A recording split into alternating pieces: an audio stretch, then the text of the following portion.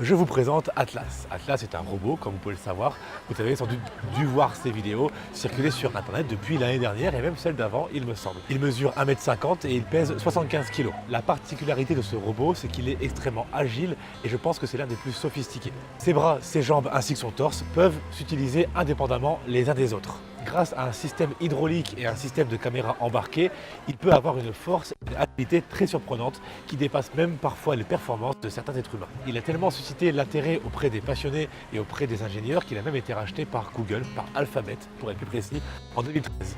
Il a été ensuite revendu quelques années plus tard à une entreprise japonaise qui s'appelle SoftBank en 2017 pour diverses raisons, notamment parce qu'il n'était pas assez rentable pour Google.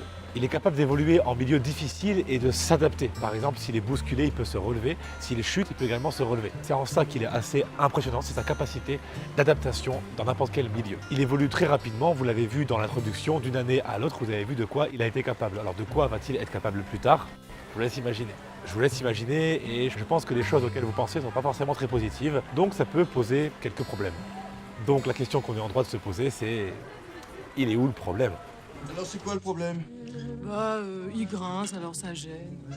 Vous commencez un petit peu à me connaître. Quand je parle de technologie, c'est pas seulement pour s'émerveiller, mais aussi pour un petit peu frissonner. Et c'est en cela que le futur, tel que je le vois, est technologiquement passionnant. On ne sait pas sur quelle émotion danser. Émerveillement? Apeurement? Atlas est un projet mené par Boston Dynamics et financé par l'agence de projets de recherche avancée pour la défense, qui appartient au département de la défense des USA. Et vous imaginez bien que les USA ne dépensent pas le budget militaire n'importe où. Quoique. Enfin bref, ce que je veux dire, c'est que Atlas peut effrayer. Et pas que nous, petites personnes que nous sommes. C'est le cas par exemple de Rasha Abdulrahim. Elle, sa branche, c'est le contrôle des armes et du commerce des équipements de sécurité pour l'ONG. Et cette dernière implicitait dans un de ses communiqués que Atlas pourrait peut-être un jour être armé. En tout cas, l'idée n'est pas farfelue. Je partage sa position, un tel robot aurait sa place sur le champ de bataille et avantagerait largement le camp qu'il possède. Et à défaut de servir le bien, il pourrait malheureusement prendre des vies.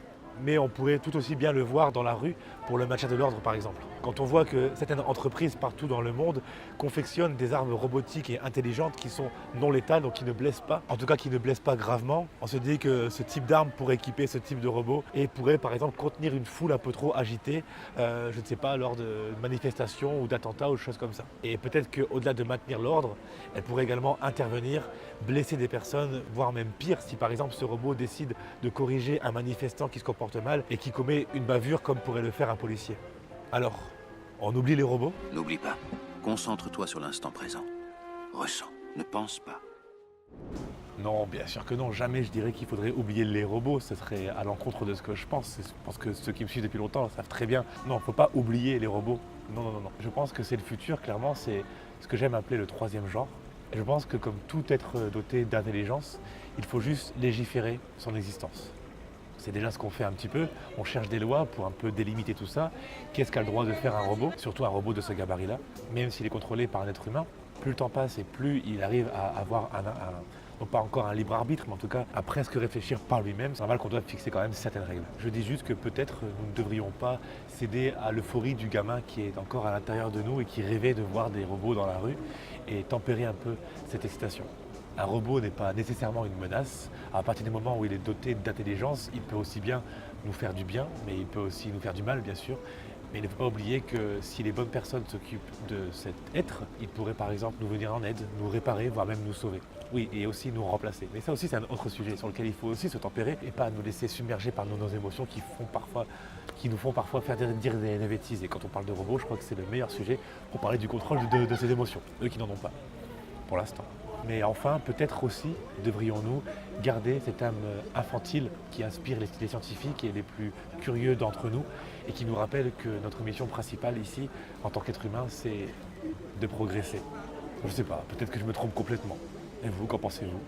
Dites-le moi en commentaire, on va en parler. Calmement, comme toute cette vidéo, qui je trouve contraste bien avec celle d'avant, qui était ultra dynamique. Là, c'est un peu plus calme.